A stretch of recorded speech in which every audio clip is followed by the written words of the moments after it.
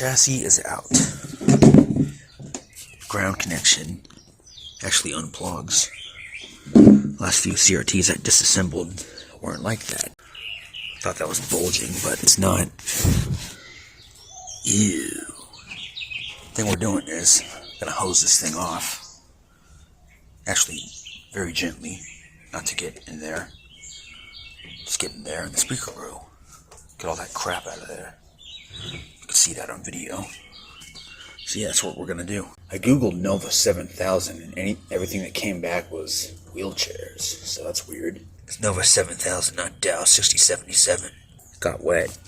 Someone told me this got rained on when I posted it in the CRT listings of Texas. So yeah, I'm like, why am I posting this? I'm gonna grab that thing. Here it is, and it works perfectly. Yeah, it's just cigarette stuff. Cigarette gunge. I was wondering where I got the term from. It was 12-volt vids, because I heard him say it today in a video. The first TV video we did out here was the Funai. Then it was the Compact and the Toshiba. Compared to that Toshiba, that freaking Magnavox made by Funai looked like blurry garbage. We are going to use Simple Green. Anyway, I saw the Durabrand TV today on Craigslist. No one ever asked me like, hey, what'd you do with this TV? I saw the Magnavox DVD combo for 20 bucks as soon as it worked out that weird issue it had. It was probably from bringing that thing blocks away to go pick it up. Streets are garbage around here. Probably didn't like the ride home. And the Compact, I think I gave that to some lady. I forget how that went. Sometimes I forget what the people look like. Some guy gave the gateway monitor to, the free one that I got. I don't remember how much I sold it for, but the guy, apparently he wanted it for some art project. He wouldn't tell me, but I gave him the one with the KDS, the flat screen that I got down the street with the AOC and the GE. So I don't care if he did any art project with it, because the tube's fucked. Flat screen Samsung, that's what it was. You should light this on fire. It smelled terrific. This is a cool looking set. But my dream Sanyo is this one. Absolutely massive 36-inch. Brief interruption here. The next day on Reddit, I found this. It is the 32-inch version of that set. The 36-inch one that I want. I was lucky and put this under the roof right there where it's not dripping down. Hasn't dripped down yet. That's from the brush I set down. So yeah, nice. Ew, gross. Just gonna gently flood the TV.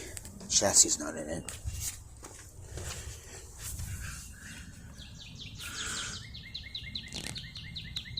Ew, look at that.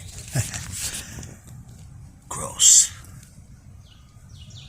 So yeah, there's a little bonus from cleaning the front. You have to clean that part too, the inside. But yeah, I can't even move a 32-inch. I can move a 32-inch Funai, but can't move that Toshiba. Sure as hell can't move a 32-inch Trinitron. Be cool to have one of those. Now this one looks cool. I'm going to keep this one for many months.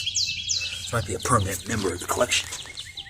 Well, it's kind of worn out, so as soon as I find something 27-inch like my childhood set, Trinitron's going bye-bye. I was thinking about in the future how we should build a little building out here.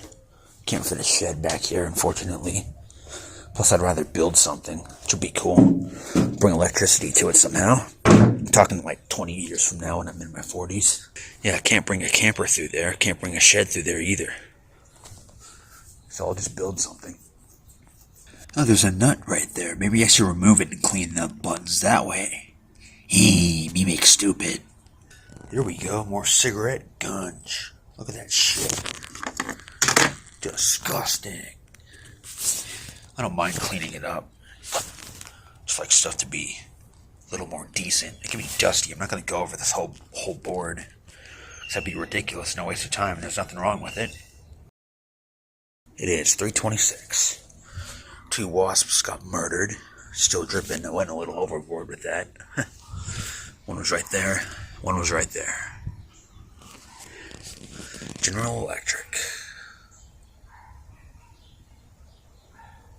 Are they still around? I don't even know.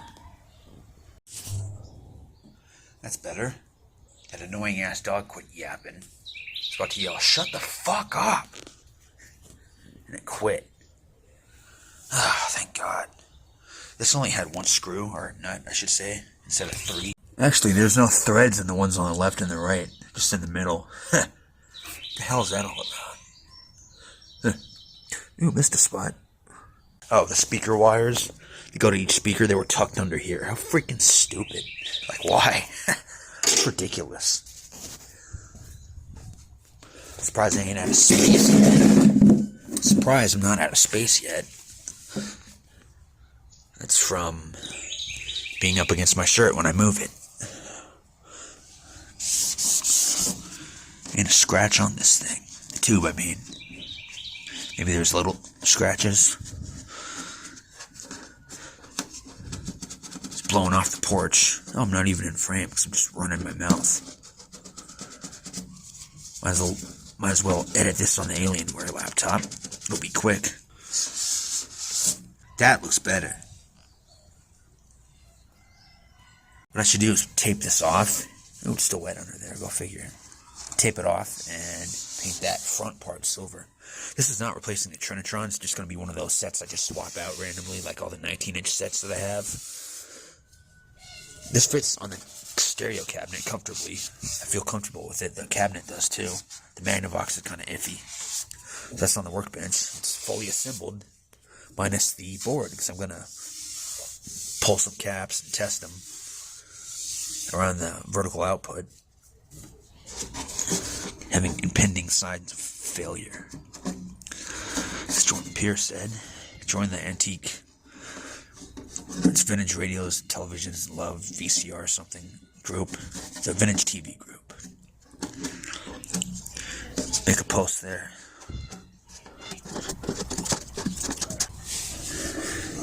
MTS stereo, SAP, DBX. I don't know about that. The speakers sound like crap. I might upgrade them. Too bad I sold that Sanyo DVD player anyway. It kind of lags and it doesn't play one of the DVDs that I got. So who the hell cares about that? I got the Sony. Thing looks like crap. Whatever. Just paint it. Anyway, I'm surprised in all my Sanyo videos it never said that these were made in the old Warwick plant, where they made those TVs for Sears under the Silvertone brand. Model number prefix 528.